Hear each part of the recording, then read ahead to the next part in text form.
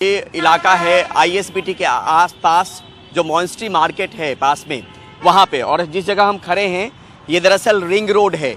ये वही रास्ता है जो आपको विश्वविद्यालय की तरफ से जब आप आईएसबीटी आ रहे हो या आईटीओ जा रहे हो तो उस रास्ते पे ये पानी की स्थिति। और देखिए घुटने के आसपास तक यहाँ पर पानी है। बगल में मॉनेस्ट्री मार्केट है जहाँ का हाल हमने कल दिखाया था। यहाँ पर पानी घुसना शुरू हुआ था और सीधे तौर पे ये कह सकते हैं अब कि दिल्ली के कुछ इलाकों को बाढ़ ने अपनी चपेट में ले लिया है। अब तक जलस्तर की बात हो रही थी, रिवर बेड के इलाके की बात हो रही थी, वहाँ पे हालात कैसे हैं, लेकिन फिलहाल दिल्ली के कुछ इलाके बाढ़ की चपेट में हैं। इसको कहने में कोई परेशानी नहीं होनी चाहिए। और सीधे तौर पे हमने देखा कि चंदगीराम अखाड़े पे पानी इसी तरीके से है और वहाँ से दिल्ली के मुख्यमंत्री का आवास या विधानसभा की दूरी महज 500 मीटर रह गई है, जहाँ पे पानी को पहुँचना है। अगर पानी इसी रफ्तार से छोड़ा जाता रहा तो हालात और बिगड़ेंगे। और ये रास्ता पूरा बंद कर दिया गया है, ट्रैफिक की आवाजाही पूरी बंद है। दूर दूर तक अगर आप देखें तो इसी कदर इस रोड पे, रिंग रोड पे, ये मेन एक तरीके से रास्ता है जो आपको नॉर्थ कैंपस की तरफ से जब आ रहे हो, विश्वविद्यालय की तरफ से आ रहे हो, आईएसबीटी, आईटीओ,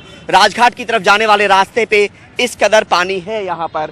दूसरी तरफ अगर रास्ता पे अगर आपको दिखाएं, हमारे सहयोगी मनोज ठाकुर आपको दिखाएंगे, ये रास्ता जब आप आईएसबीटी से विश्वविद्यालय की तरफ जाते हैं तो इस पे ट्रैफिक बहाल जरूर है, लेकिन आगे ट्रैफिक स्लो हो जा रही है क्योंकि पानी का बहाव इस रास्ते पर भी आना शुरू हो गया है। और इस तरफ के जो मकान हैं वो भी इस बाढ़ के पानी की चपेट में हैं, गाड़ियां डूबी पड़ी हैं। दूसरी तरफ वो दूर का मंजर हमने देखा था, वहां पे पानी जो गाड़ियां हैं वो डूबी पड़ी हैं।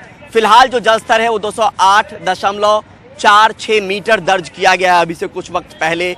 तो जब हम रिवर बेड के इलाके की अब तक बात कर रहे थे, खादर की बात कर रहे थे, जहां पे पानी ने अपना डेरा डाला था, लेकिन अब सड़कों पे ये पानी है, यानी दिल्ली शहर में ये पानी दाखिल हो चुका है। और कई रास्ते, कई इलाके ऐसे हैं, आईटीओ का इलाका आगे इसी तरीके का है। हमारे सहयोगी रविश रंजन शुक्ला हैं, वो कह रहे हैं भैरव मार्ग के आसपास इसी तरीके की स्थिति वहां पर भी है, जहां पे ट्रैफिक की रफ्तार जो है वो धीमी पड़ गई है क्योंकि पानी सड़क पे है।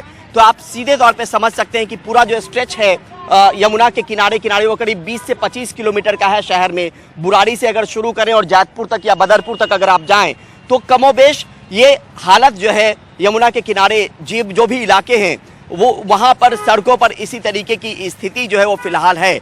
अब तक हम बाढ़ कहने से थोड़ा सा गुरेज कर रहे थे, रुक रहे थे कि बाढ़ शायद रिवर बेड के इलाके में कहना ठीक भी नहीं होता, जहां पे लोगों ने अपना बसेरा बना रखा है। लेकिन जब शहर में पानी दाखिल हो जाए तो सीधे तौर पे बाढ़ का पानी है, जिसका मंजर आपको अभी देख रहे होंगे। और किस तरीके से आम इंसान हो, ट्रैफिक हो, मवेशी हो, तमाम लोगों की परेशानी जो है वो फिलहाल बढ़ी हुई है।